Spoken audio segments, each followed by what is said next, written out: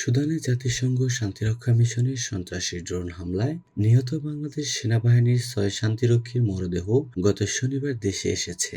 বেলা 11টা 5 মিনিটে তাদের বহনকারী উড়োজাহাজটি ঢাকার হযরত শাহজালাল আন্তর্জাতিক বিমানবন্দরে অবতরণ করে। শুক্রবার আইএসপিআর এর বিজ্ঞপ্তিতে বলা হয়, 13ই ডিসেম্বর সুদানের আবেই এলাকায় জাতিসংঘ শান্তিরক্ষা মিশনে কাদুগুলি লজিস্টিক্স বেইসে বিচ্ছিন্নতাবাদী সশস্ত্র গোষ্ঠীর বর্বরচিত ড্রোন হামলা চালায়। এই ঘটনায় 6 বাংলাদেশি শান্তিরক্ষী নিহত ও 9 জন আহত হন। নিহত শান্তিরক্ষীরা হলেন নাটোরের কর্পোরাল মোহাম্মদ মাসুদ রানা, কুড়িগ্রামের সৈনিক মোহাম্মদ মুমিনুল ইসলাম ও সৈনিক শান্ত মণ্ডল, রাজবাড়ীর সৈনিক শামীম রেজা, কিশোরগঞ্জের মেস ওয়েটার মোহাম্মদ জাহাঙ্গীর আলম ও গাইবান্ধার লন্ড্রি কর্মচারী মোহাম্মদ সবুজ মিয়া। আইএসপিআর বলছে, জাতিসংঘ শান্তিরক্ষা কার্যক্রমে বাংলাদেশের অবদান আন্তর্জাতিকভাবে স্বীকৃত।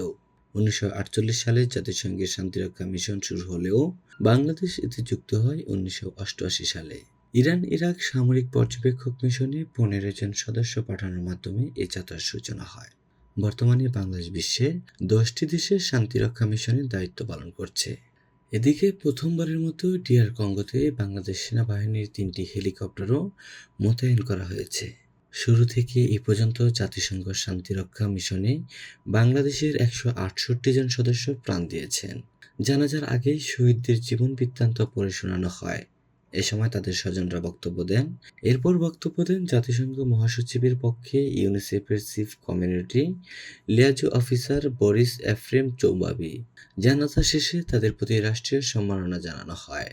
এরপর রাষ্ট্রপতির পক্ষে তার সামরিক সচিব, প্রধান উপদেষ্টার পক্ষে তার সামরিক সচিব, সেনাবাহিনী প্রধান, নৌবাহিনী প্রধান ও বিমান বাহিনী প্রধান শহীদদের প্রতি শ্রদ্ধা জানাতে পুষ্পস্তবক অর্পণ করেন। পরে ইউনিসেফের চিফ কমিউনিটি লিয়াজো অফিসার স্বজনদের কাছে জাতিসংঘ মহাসচিবের পক্ষ থেকে জাতিসংঘের পতাকা হস্তান্তর করেন।